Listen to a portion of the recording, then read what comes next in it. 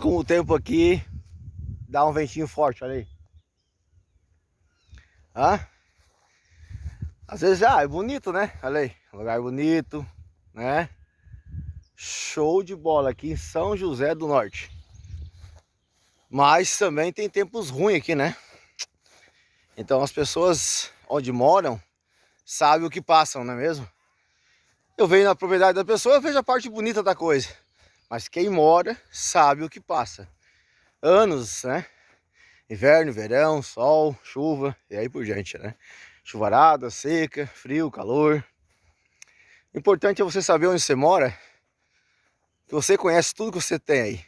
Quem vem de fora só vê uma parte da história, não toda ela.